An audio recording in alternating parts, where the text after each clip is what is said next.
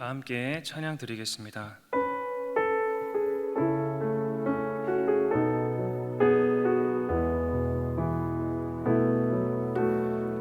내게로부터 눈을 들어 주를 보기 시작할 때 주의 일을 보겠네. 내 작은 마음 돌이키사 하늘에 꿈꾸게 하네. 주님을 볼 때 모든 시선을 주님께 드리고 살아계신 하나님을 느낄 때 내 삶은 주의 역사가 되고 하나님이 일하기 시작하네. 성령이 나를 변화시켜 모든 두려움 사라질 때 주의 일을 보겠네. 황폐한 땅 한가운데서 주님 마음 알게 되리. 주님을 볼 때 모든 시선을 주님께 드리고 전능하신 하나님을 느낄 때 세상은 주의 나라가 되고 하나님이 일하기 시작. 모든 시선을 주님께 드리고 모든 시선을 주님께 드리고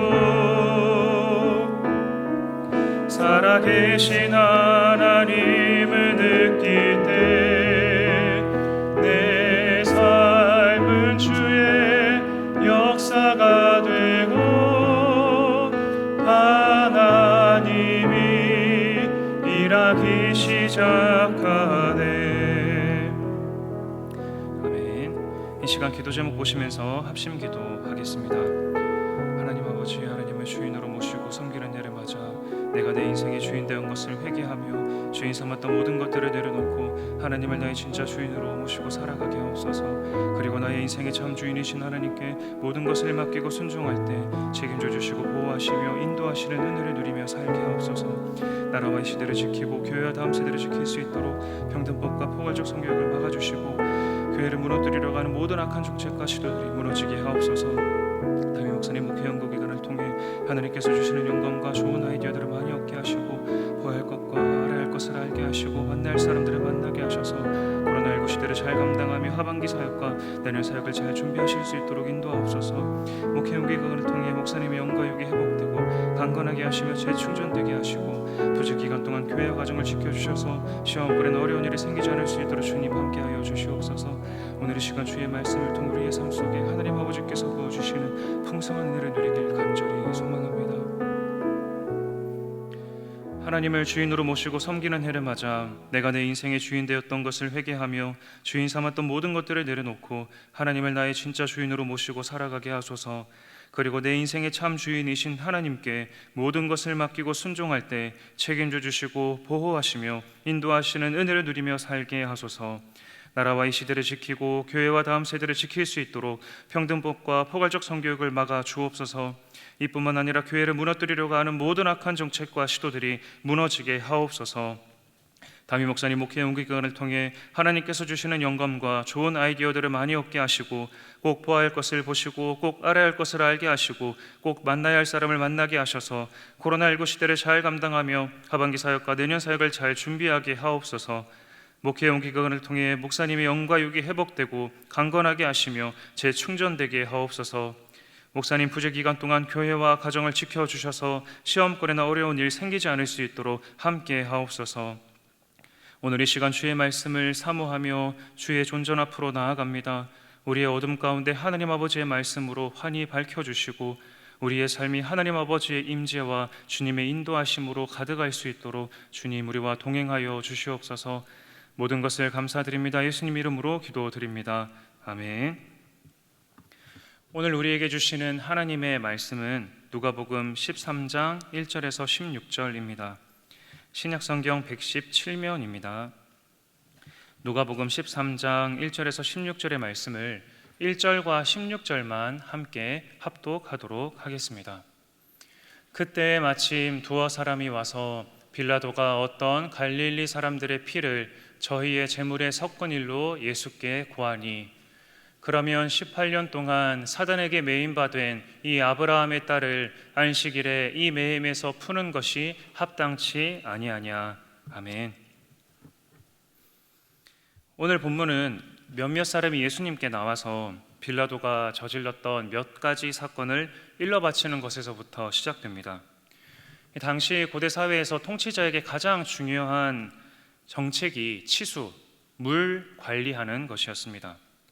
빌라도는 이 문제를 잘 해결해서 민심을 얻으려고 했고 예루살렘에 물을 공급하는 대토목 공사를 시작합니다. 실로암 연못에 있는 물길을 잘 돌려서 예루살렘 전체로 급수를 하는 그런 대사업이었습니다. 그런데 취지는 좋은데 돈이 부족했습니다. 그런데 예루살렘에 돈이 넘치는 곳이 딱 한 장소 있었는데요, 바로 성전이었습니다.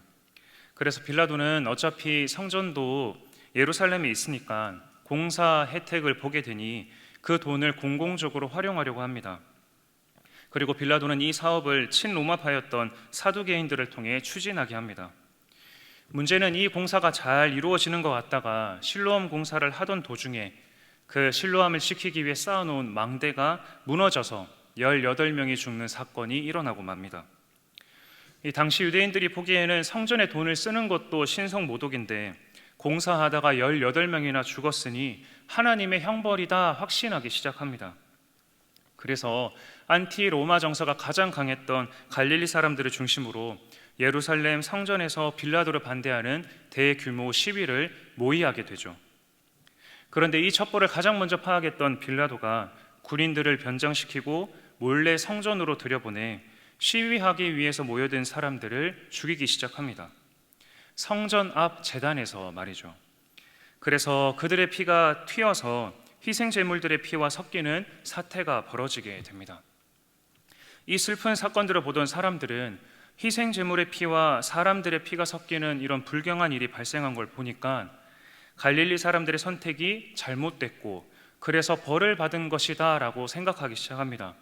또 반대로 아니다, 빌라도의 신성 모독이 우선이었으니까 빌라도가 잘못했다 의견이 나뉘면서 이스라엘 언론들이 이렇게 싸우기 시작하죠.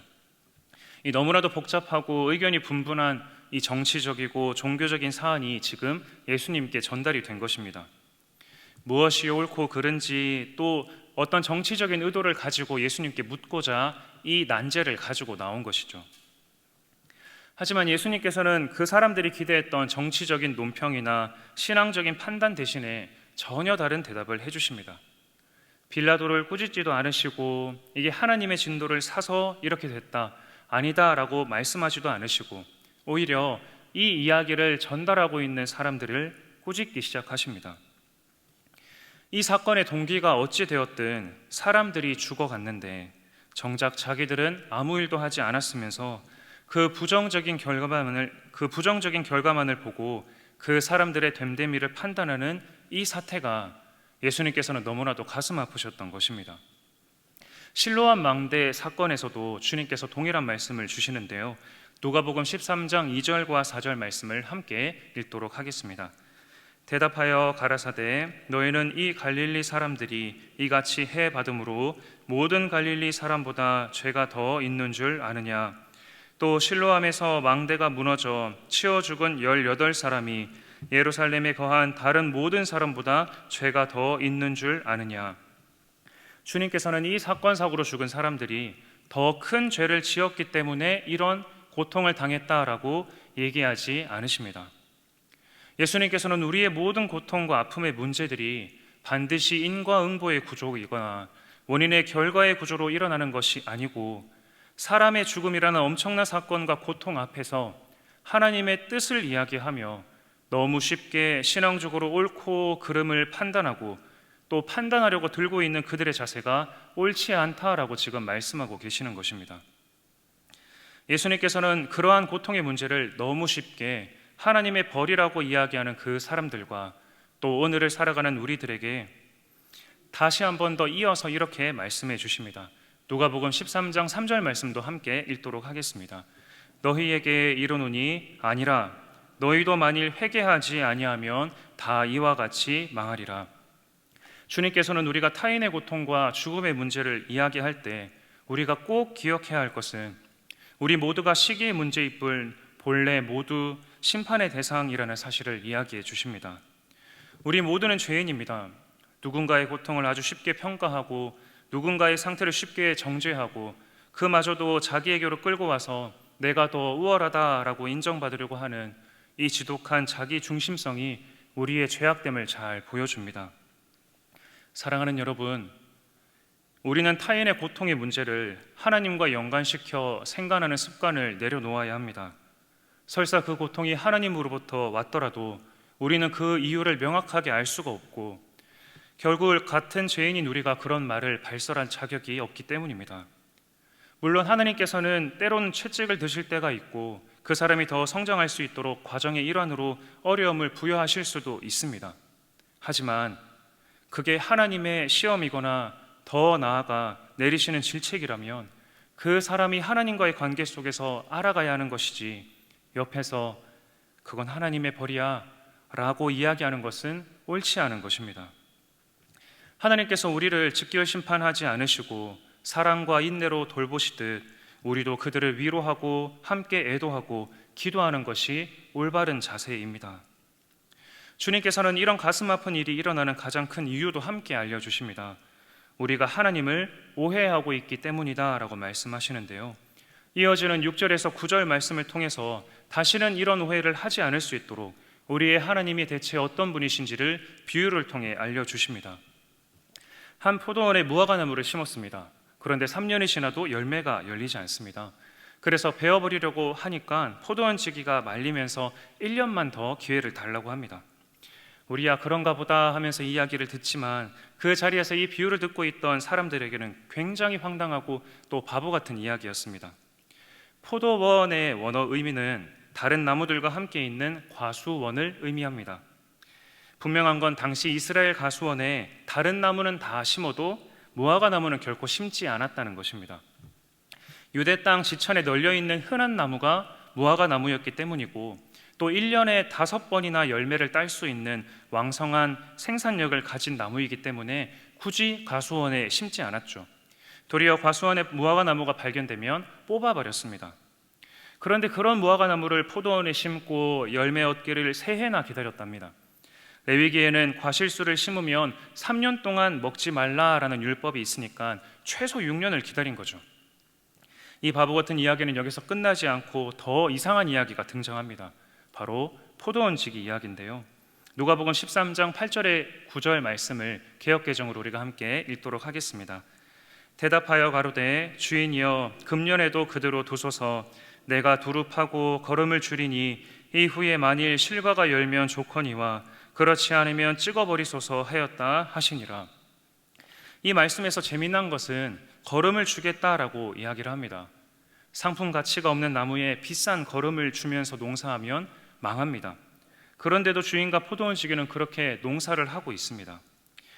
방금 읽은 9절에서 열매에 따라 심판하겠다라고 말은 하지만 결국에는 심판은 계속해서 연기되고 있습니다. 여러분, 이 비유가 우리와 하나님과 또 예수 그리스도의 이야기입니다. 아무 가치 없는 지천에 널린 무화과 나무 같은 우리를, 지금 당장 땔감으로 사용한다 하더라도 할 말이 없는 우리를 하나님께서는 온전한 보호와 관리를 받는 포도원에 심어주셨습니다. 그런데 우리는 그 자리에서 영양분을 쪽쪽 빨아먹으면서도 열매를 내어놓지 않습니다. 하지만 하나님께서는 계속해서 기다려주십니다. 우리가 가지고 있는 기준으로 나 자신을 바라보면 우리는 상상할 수도 없는 기회와 기한을 받은 사람들입니다. 그런데도 열매가 없어서 땔감으로 써야 하는데 이번에는 포도원 지기가 또 다른 기회를 요청하며 심지어 거름까지도 준다고 합니다. 이것이 우리를 향한, 또 그 사람들을 향한 하나님의 입장이고 예수님의 입장입니다. 여러분, 이것이 예수님께서 말씀하시는 하나님의 본 모습입니다. 이 비유에서 고통의 문제는 하나님 때문이다, 누가 벌 받는 것은 하나님 때문이다 라는 이야기가 들어갈 여지가 없겠죠. 누군가, 그리고 우리가 고통받는 것은 남보다 더 죄인이라서가 아닙니다. 우리는 절대 그 사실을 알 수가 없습니다. 심지어 예수님께서도 그렇지 않다, 아니다 라고 2번이나 말씀하십니다.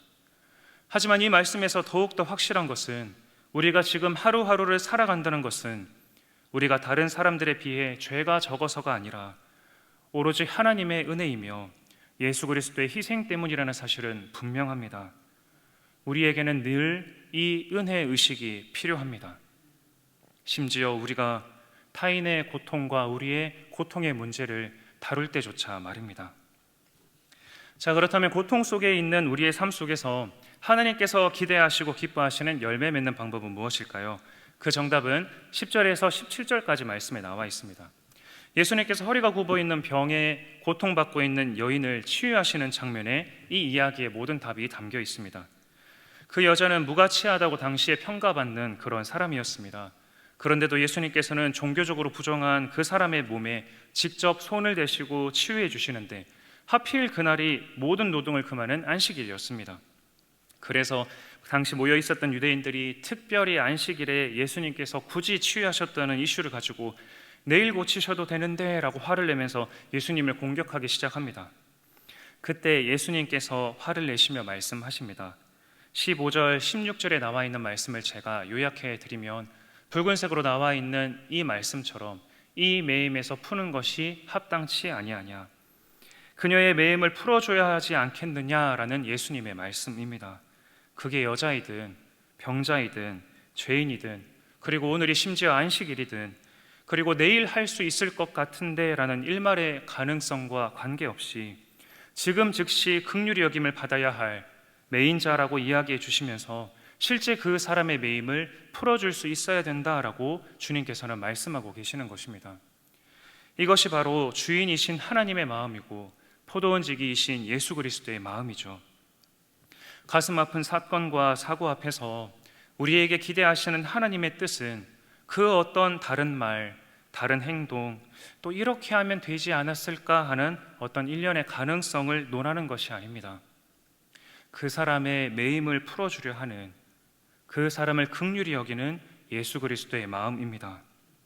주님께서 우리에게 무조건적인 은혜를 주셨기 때문에 우리 또한 그 은혜를 열매로 내어놓으라 말씀하고 계십니다. 하나님께서는 우리에게 그 사람이 얼마나 죄인이냐, 얼마나 나쁜 짓을 많이 했냐라고 물으시기보다는 이러한 하나님 은혜를 받아들이겠느냐, 하나님이 나의 주인 되시고 또 하나님이 나의 주인 되시는 삶의 기준대로 살아가겠느냐, 그리고 그 받은 은혜를 주변 사람들에게 베풀겠느냐라고 물으십니다. 그리고 이 질문에 응답하는 것이 우리의 신앙생활입니다. 우리는 죄로 메어진 세상을 늘 내가 할 수 있는 것으로 풀어내려고 합니다. 만일 우리의 삶 속에서 매여 있는 바가 있다면 오직 하나님의 긍휼을 구하며 주님께 나아가야 합니다. 한 걸음 더 나아가서 크나큰 어려움으로 인해 주변의 신앙에 흔들리는 사람들이 있다면 우리는 그 문제를 주님 앞에 내려놓고 하나님의 긍휼을 함께 구할 수 있어야 합니다. 하나님, 그 사람의 매인 것을 풀어주시옵소서. 하나님의 그 은혜를 함께 구할 수 있어야 합니다. 우리는 늘 주변에 있는 사람들을 바라볼 때 매임을 풀어줘야 하지 않겠느냐 하시며 외치시는 하나님의 그 은혜를, 예수 그리스도의 그 말씀을 기억할 수 있어야 합니다. 오늘 하루도 하나님 앞에서 은혜 의식 가운데 거하시는 우리 모든 대영이 가족들 되시길 주님의 이름으로 축복합니다. 한 걸음 더 나아가 타인의 고통 앞에서만 그 사람들을 향한 긍휼한 마음을 회복하는 것에서, 그 사람들에게 아무 일이 없다 하더라도, 그 사람이 가장 좋은 일 가운데 있다 하더라도 예수 그리스도의 마음으로, 예수 그리스도의 긍휼로 그 사람을 바라볼 수 있게 되는 우리 모두 되길 간절히 소망합니다. 타인을 향한 정죄의식이 아니라 예수 그리스도의 긍휼히 여기시는 그 마음이 우리에게 회복될 때, 열매 맺히지 않았던 그 무화과 나무에 걸음을 거듭해서 줌으로 비로소 열매가 맺히게 되었던 것처럼, 우리 주변을 가득 채우고 있는 어둠과 고통의 늪 가운데 그리스도의 그 긍휼의 마음을 우리가 품음으로 하나님께서 기뻐하시는 열매들이 우리의 삶 속에 가득 맺히게 될 줄로 믿습니다. 우리에게 주신 하나님의 말씀을 기억하며 함께 기도 제목을 읽고 기도하도록 하겠습니다. 우리의 삶이 예수 그리스도의 긍휼을 입길 간절히 소망합니다. 우리의 삶에 타인을 향한 예수 그리스도의 긍휼의 열매가 맺히길 소망합니다. 그리스도의 긍휼이 우리에게 회복됨으로 매여있는 우리의 자녀, 이웃, 가정들이 주님께로 돌아오게 되는 놀라운 역사 일어나게 하옵소서. 함께 기도하시겠습니다. 하나님 아버지, 감사합니다. 주님의 이 매임을 풀어주려 하지 않겠느냐 말씀하시는 그 음성을 듣고 우리가 주님 앞에 나아가길 간절히 소망합니다. 우리의 삶 가운데 예수 그리스도의 은혜와 그 긍휼이 여기심이 필요합니다. 주님이 이 은혜를 회복할 수 있도록 인도하여 주시옵소서. 타인의 고충에 못되는 논할 때, 타인을 바라볼 때 주님의 마음으로, 주님의 심정으로 그들을 바라볼 수 있도록 인도하여 주시옵소서. 그로 인해 우리로 하여금 모든 이들의 고통의 문제와 묶여있는 매어있는 모든 그 아픔들이 풀어지게 되는, 하나님께서 기뻐하시는 열매 맺히는 우리의 삶이 될 수 있도록 주님 인도하여 주시옵소서. 하나님 아버지, 감사합니다. 우리의 삶을 가만히 바라보면 어둠과 고통과 신음이 가득함을 발견하게 됩니다. 우리의 삶이 그러하고 우리 이웃들의 삶이 그러합니다. 주님, 우리의 눈을 들어 하나님 아버지의 마음을 바라볼 수 있도록 인도해 주시고, 우리의 비어있는 마음에 예수 그리스도의 긍휼이 회복될 수 있도록 인도하여 주시옵소서. 간절히 소망하는 것은 우리의 삶에 매여있는 것들이 있습니다. 주님, 우리는 이 매여있는 것을 늘 나의 힘으로 풀려 하지만 지금 이 시간 주님 앞에 엎드려 하나님 아버지의 긍휼을 간절히 소원하며 나아갑니다. 주님, 우리를 불쌍히 여겨 주시옵소서. 타인의 고통을 바라볼 때, 또 타인을 바라볼 때 예수 그리스도의 그 긍휼을 우리의 마음에 회복할 수 있도록 주님 인도하여 주시옵소서. 그 긍휼이 회복될 때, 하나님 아버지의 그 은혜의식이 우리의 삶 속에 회복될 때 하나님께서 기뻐하시는 그 열매가 우리의 삶 속에 가득 맺히게 될 줄로 믿습니다. 우리를 인도해 주시고 우리를 사용하여 주시옵소서. 모든 것을 감사드립니다. 예수님 이름으로 기도드립니다. 아멘. 담임 목사님과 교회, 나라와 민족과 선교사님을 위해 기도해 주시고 기도의